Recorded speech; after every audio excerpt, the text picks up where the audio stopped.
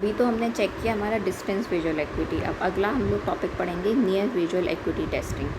ठीक है, near visual acuity हम यूजली टेस्ट करते हैं at a distance of 25 to 35 centimetre. Near acuity chart जो हम यूज़ करते हैं वो जनरली उसमें अनरिलेटेड वर्ड्स या पैसेजेस होते हैं टेक्स्ट के। ठीक है, क्यों कौन कौन सा होता है? ब्रिटिश एन सिस्टम होता है। It is based on the use of type setters point system to specify the size of the metal block on which the letters were traditionally cast. ठीक है, इसमें टाइप सेटर्स का point system होता है, वो बताता है कि किस साइज़ का वो मेटल ब्लॉक था जिसमें लेटर्स लिखे गए हैं। ठीक है, टाइम्स रोमन हम लोग यूज़ करते हैं एज अ स्टैंडर्ड फॉन्ट। क्यों? क्योंकि जो प्रिंटेड टेक्स्ट का साइज़ होता है वो डिपेंड करता है कि हमने कौन सा फॉन्ट चूज़ किया। हमने कैलिब्री चूज़ किया है, हमने टाइम्स रोमन चूज़ किया है, बहुत सारे होते हैं। ठीक है, जो जैगर टेक्स्ट टाइप्स होता है वो कम सेटिस्फैक्ट्री होता है because they do not follow a logical progression in size. ठीक है, तो हमारा एक ब्रिटिश एन सिस्टम हो गया, एक हमारा जैगर टाइप्स हो गया। अब हम बात करते हैं पोटेंशियल विजुअल एक्विटी टेस्टिंग की। ये टेस्ट हम लोग क्यों यूज़ करते हैं? ये हम लोग इसलिए यूज़ करते हैं ताकि हम एसेस करें the potential visual acuity of eyes in which it is not possible to see the macula. ठीक है, हमें मैकुला नहीं देख पा रहे हैं, तो अगर हमें तब उसमें अगर विजुअल एक्विटी आई की चेक करनी है तो ये पोटेंशियल विजुअल एक्विटी टेस्ट हम लोग यूज़ करते हैं।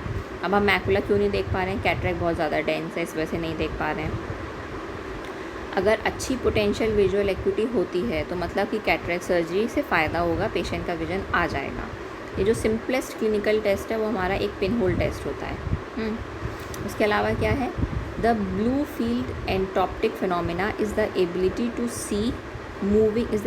सी moving white dots when the blue light diffusely illuminates the retina. जब आपको एक ब्लू लाइट आपके रेटिना पे डाली जाएगी तो आपको ऐसे मूविंग वाइट डॉट्स दिखेंगी। ठीक है, ये हमारा ब्लू एंटॉप्टिक फिनोमिना होता है। They are thought to represent the light which is transmitted by the white blood cells in the perifoveal capillaries. ठीक है, आपने क्या किया? आपने रेटिना पे ब्लू लाइट डाली। जब ब्लू लाइट डाली तो आपको छोटे छोटे ऐसे वाइट डॉट मूव करते हुए दिखते हैं। अगर ये दिखते हैं तो इसका मतलब आपका जो मैकुलर फंक्शन है वो मोटा मोटा intact, it is grossly intact. अब ये दिखता क्यों है? क्योंकि जो हमारी पेरीफोवियल कैपिलरीज होती हैं, फोबिया के आसपास की जो कैपिलरीज होती हैं उनमें जो वाइट ब्लड सेल्स होते हैं वो लाइट ट्रांसमिट कर रहे होते हैं। ये हमारा ब्लू फील्ड एंटॉप्टिक फिनोमिना हो गया, जो कि एक पोटेंशियल विजुअल एक्विटी टेस्ट है। उसके अलावा इंटरफेरोमीटर्स होते हैं जो कि लेज़र लाइट प्रोजेक्ट करते हैं from the two sources on the retina.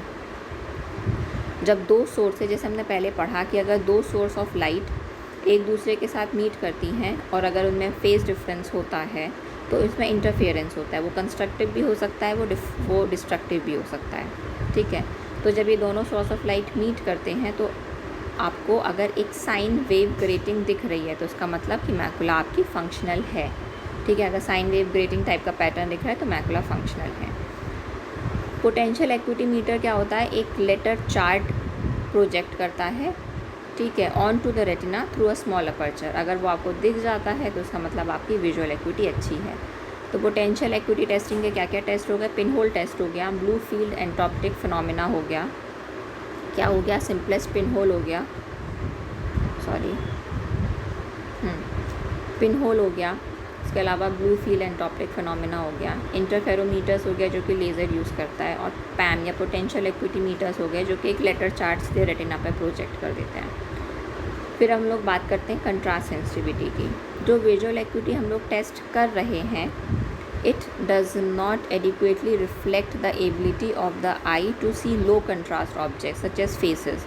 अब जो स्नेलिन्स पर जो कंट्रास्ट होता है वो मैक्सिमम कंट्रास्ट होता है या वो 100% होता है। उतना ही कंट्रास्ट हमें फेसेस में देखने को नहीं मिलता है बैकग्राउंड के कंपैरिजन में। ठीक है, तो हमारा स्नेलिन्स हमारी कंट्रास्ट सेंसिटिविटी नहीं बताता है। ठीक है, बहुत सारी कंडीशंस ऐसी होती हैं जैसे कैटरेक्ट, ग्लॉकोमा, ऑप्टिक न्यूराइटिस, तो विजुअल एक्विटी उसमें ऑलमोस्ट नॉर्मल होगी, जबकि जो कंट्रास्ट सेंसिटिविटी है वो बहुत ज़्यादा कम हो गई।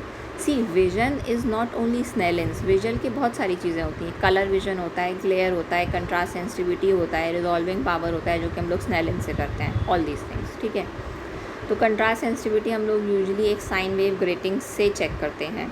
There is a pattern in which there is a gradual transition between the alternating light and the dark bands. मतलब कि जो बैंड की जो एजेस होती हैं, जैसे एक काली पट्टी सफ़ेद पट्टी, काली पट्टी सफ़ेद पट्टी, तो जो एजेस होते हैं उसके किनारे होते हैं वो हमें थोड़े थोड़े ब्लर्ड से दिखने लगते हैं, ठीक है।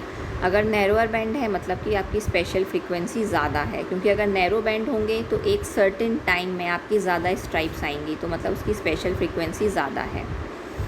कंट्रास्ट सेंसिटिविटी कर्व हम लोग प्लॉट करते हैं by plotting a range of different spatial frequencies against the lowest degree of contrast at which the eye can still detect the grating, ठीक है। लो और very high spatial frequencies must have higher levels of contrast in order to be scene.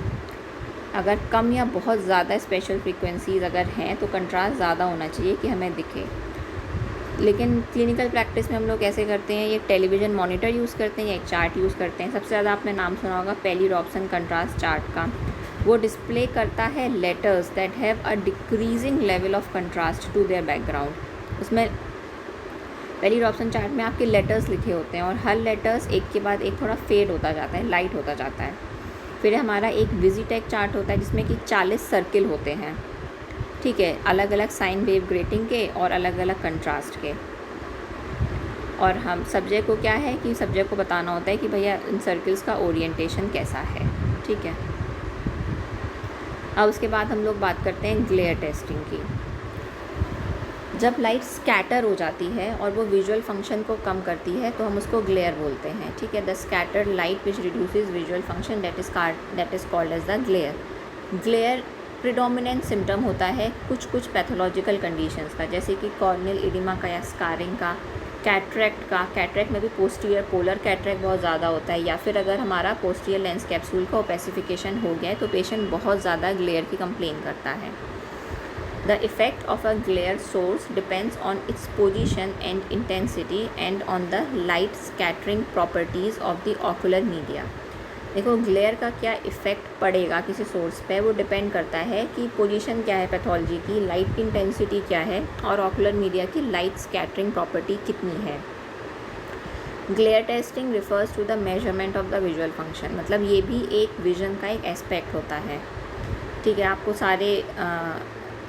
सारे जितने भी visual functions हैं, मतलब कि visual acuity, contrast sensitivity, colour vision, वो ग्लेयर के सोर्स के प्रेजेंस में जब आप चेक करते हैं तो आपको पता चलता है कि वो कितना अफेक्ट कर रहा है विजन को, ठीक है। In the presence of a source of a glare, मतलब जो भी सोर्स है ग्लेयर का उसके प्रेजेंस में जब आप ये सब visual function, visual acuity, contrast sensitivity, colour vision check करते हैं तो आप ग्लेयर की टेस्टिंग होती है।